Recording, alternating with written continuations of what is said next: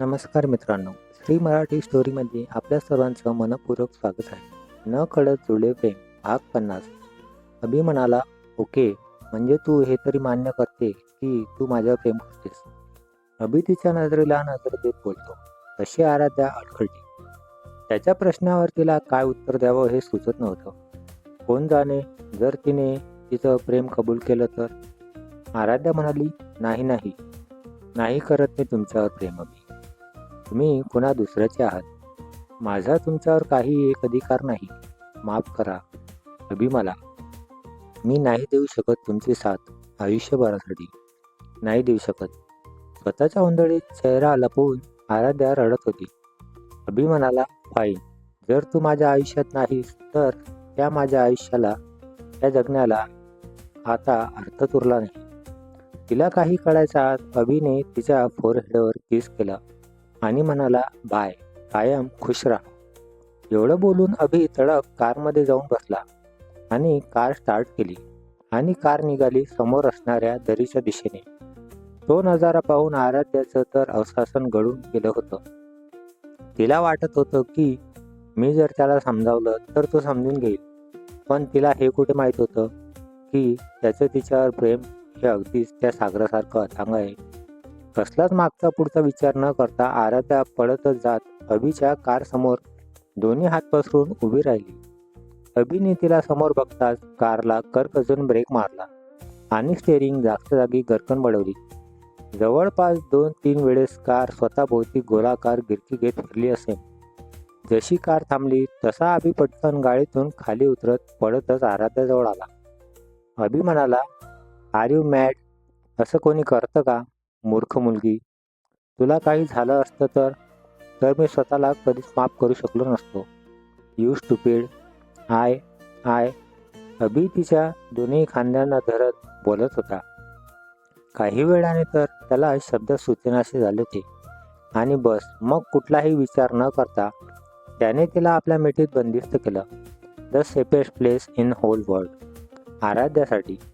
आज अभिचे अश्रू देखील काही केल्या थांबत नव्हते. त्याची मॉम, त्याची तनू त्याच्यापासून का दूर झाली हे देखील आजच कळलं होतं. आणि आता तर त्याच्या आयुष्यातील सर्वात महत्त्वाची व्यक्ती, सर्वात जवळची व्यक्ती जिच्यावर तो जीवापाड प्रेम करतो, ती देखील त्याच्यापासून दूर होणार होती आणि तेही त्याच्या एका छोट्याशा चुकीमुळे. सर्वात महत्त्वाचं म्हणजे त्याच्या रागापायी. आराध्या म्हणाली, I love you Abhi. I really love. Aaradhya अभिची मिठी स्वतःभोवती घट्ट करत नॉनस्टॉप बोलत होती.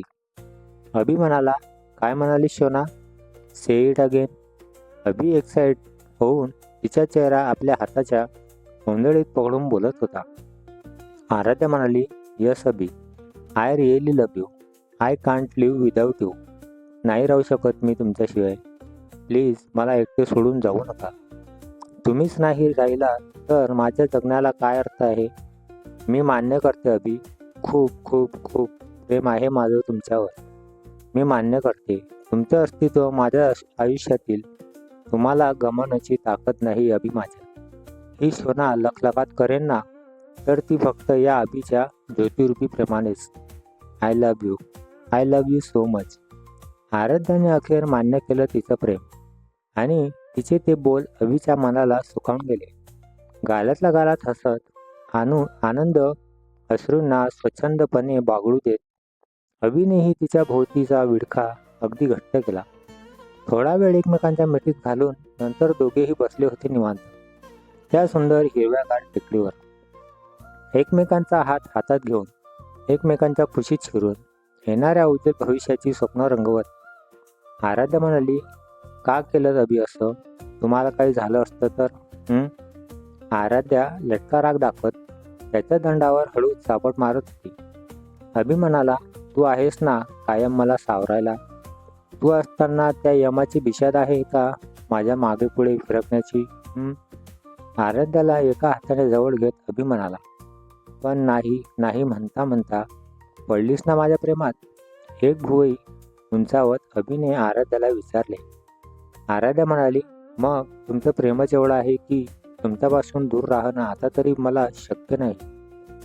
आराध्या अभिच्या छातीवर डोकं टेकवून म्हणाली. अभि म्हणाला, तुझी साथ मी त्याच दिवशी सोडेल ज्या दिवशी माझे श्वास बंद होतील. अभि एका हाताने तिच्या चेहऱ्यावर परत म्हणाला. आराध्या म्हणाली, प्लीज अभि, असं काही वाईट बोलू नका. एकदा तुम्हाला गमावलं आहे, आता नाही अफोर्ड करू शकत. बोलत असताना आराध्याने अभिच्या ओठावर हात ठेवला होता. तेवढ्यात अभिने तिच्या त्याच तळ हातावर ओठ टेकवले. अभि म्हणाला, ओके बाबा, पुन्हा नाही बोलणार, बस. And you are a cop यार, स्ट्रॉंग गर्ल आहेस तू, अंडरस्टँड. अभि हलके तिच्या डोक्याला स्वतःचे डोके मारत म्हणाला. आराध्या म्हणाली, bye, don't the cops have feeling हा. एक हात कमरेवर ठेवून अभि पुढे बोट नाचवत आराध्या म्हणाली. अभि म्हणाला, हो ग माझी फुलदेवी. अभिनेही तिचे गाल ओढत पुन्हा तिला जवळ घेतले. अचानक आराध्याला आठवलं तसं ती म्हणाली, अभि, व्हॉट अबाउट अंकल, ते घेतील ना समजून. आता पुन्हा तुम्हाला गमावण्याची ताकद नाही आहे अभि. हे बोलत असताना डोळे अगदी डबडबले होते तिचे. अभि म्हणाला, डोंट पॅनिक एंजल, आपण समजावू त्यांना. Don't take a trace. आता माझ्या एंजलशिवाय या हृदयात कोणालाच स्थान नाही, कळलं. तिची पाठ हलकेच रब करत अभि तिला शांत करत होता. अभि म्हणाला, हे शोना, सी सनसेट. अभिने समोर हात करत अस्ताला जाणाऱ्या सूर्य आराध्याला दाखवला. आराध्या म्हणाली, wow, it's just beautiful. Aradhya आपले दोनही हात चेहऱ्यावर ठेवून त्या अस्ताला जाणाऱ्या सूर्याकडे बघत बोलत होती. अभि म्हणाला, या, रिअली ब्युटिफुल. आणि अभि तिच्याकडे एकटक बघत बोलत होता. सुंदर रमणीय सायंकाळ, अस्ताला जाणारा सूर्य त्यांच्या आयुष्यात उधळण करत गेला. सप्तरंगाची प्रेमाची, नव्या येणाऱ्या फुलणाऱ्या भविष्याची. पाण्यानेही खेळत राहावं त्या तरंगाच्या लाटावर. किरणांनी स्वार व्हावं, पण तू मात्र स्तब्ध राहावं. अभि म्हणाला, चला मॅडम, सूर्य मावळला, आता निघूयात. तिच्या डोळ्यात खोलवर बघत अभिने प्रश्न केला. आराध्या म्हणाली, प्लीज थोडा वेळ अजून बसूयात ना. मला असंच तुमच्या मिठीत पडून राहायचं शांतपणे, प्लीज. आराध्याने इवलूसा चेहरा करत त्याच्या गालावर हात फिरवला. आता असे क्यूटचे एक्सप्रेशन बघून कोण वितळणार नाही सांगा बरं. आणि तो तर अभि होता. त्याच्या शोनाने काही मागितले आणि त्याने नाही दिले, इम्पॉसिबल. त्यानेही आपली मिठी घट्ट करत तिला आपल्या बाहूपाशात कैद केले आणि तिच्या केसावर हलकेच ओठ टेकवून तिचा हात हातात घेऊन शांत बसला. थोड्या वेळाने स्वतः आराध्या त्याच्या मिठीतून बाहेर आली आणि म्हणाली, निघूयात. चेहऱ्यावर आलेल्या त्या मोहक बटा कानामागे सावरण्याचा निष्फळ प्रयत्न करत ती बोलत होती. अभि म्हणाला, तिच्या त्या चेहऱ्यावर खेळणाऱ्या बटात स्वतःच्या हाताने मागं सारत तिच्याकडे मिश्किल नजरेने बघत बोलतो. आराध्या म्हणाली, व्हॉट. तिने प्रश्नार्थक नजरेने त्याच्याकडे बघितलं. तो मात्र तिच्या अशा एक्सप्रेशनवर घालतच असला. अभि म्हणाला, I want something before we leave. तिच्या गालावर फिरणाऱ्या त्याचा अंगठा आणि त्याची ती प्रेमळ नजर छळत होती तिला आता बऱ्यापैकी त्याचा बोलण्याचा संदर्भ लागला होता. आराध्या म्हणाली, नो. लाजूनच नजर खाली झुकवलेली ती आणि वाकून तिला यस असं म्हणून चिडवणारा तो. अभि हळूच तिची हनुवटी आपल्या बोटाने वर करत तिच्या त्या तपकिरी डोळ्याच्या आरपार बघू लागला. त्याची ती अनामिष नजर आणि त्याचा एकंदरीत मूड बघता आराध्याचे डोळे आपसुकच मिटले. त्याला खरं तर तिच्या वागण्याचं फार हसू आलं.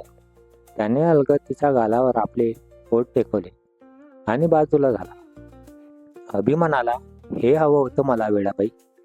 तिच्या डोक्यात हलकेच टपली मारत बोलतो. तिला आता तिच्याच विचारावर हसू येत होते. लाजून चूर झाली होती अगदी. अभि म्हणाला, आता निघूयात. सर्वजण वाट बघत असतील आपली. उभा राहून तिच्या समोर आपला हात पुढे करत तिला म्हणाला. त्याच्या हातात हात देत ती उठली आणि अभिच्या मजबूत बाहूंना विडका घालून त्याला म्हणाली. इकडे महादेव मेन्शनमध्ये अगदी शांत होते. टाचणी जरी पडली तरी आवाज अगदी स्पष्ट ऐकू येईल इतकी शांतता होती. विजयराव म्हणाले, सुबोधराव, विकासराव दिसले नाहीत, बराच वेळ झाला.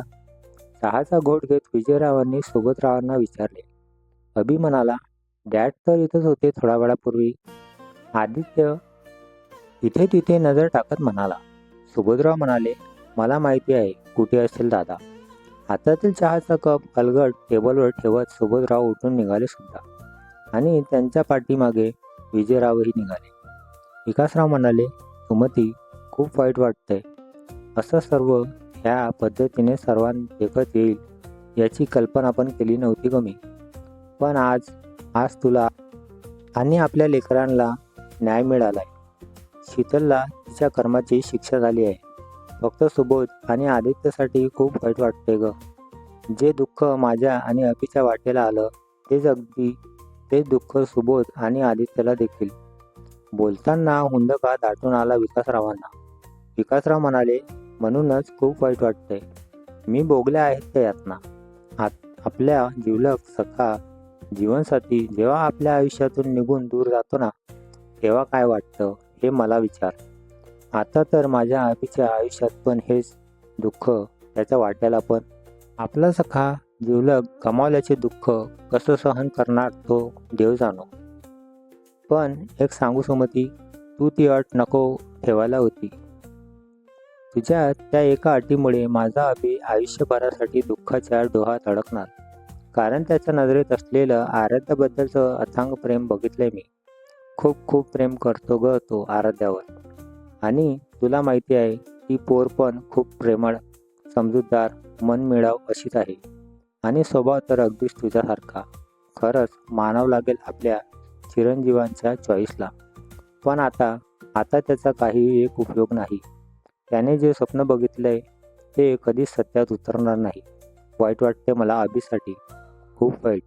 सुमतीताईंच्या फोटोसमोर अगदी लहान मुलासारखे हमसून रडत होते विकासराव. विजयराव म्हणाले, त्याचे स्वप्न नक्की पूर्ण होणार विकासराव. मागून आलेला आवाज ओळखत विकासराव झटक्यात मागे वळाले. विकासराव म्हणाले, काय बोलता विजयराव तुम्ही? त्यांचे बोलणे न उमगून विकासराव त्यांच्याजवळ येत म्हणाले. विजयराव म्हणाले, मी म्हणालो अभिचे जे स्वप्न आहे आराध्यासोबत संसार करायचा ते नक्की पूर्ण होणार. विजयराव विकासराव यांचा हातात घेत डोळ्यांनी त्यांना आश्वस्त करत होते. अभि आणि आराध्या विकासरावांना कसे मनवणार? विकासराव त्यांच्या लग्नाला संमती देणार का? काय होईल पुढे? बघूया पुढील भागात. हा भाग कसा वाटला नक्की कळवा. व्हिडिओ आवडल्यास लाईक करा, शेअर करा. नवीन असाल तर चॅनलला सबस्क्राईब करा. धन्यवाद.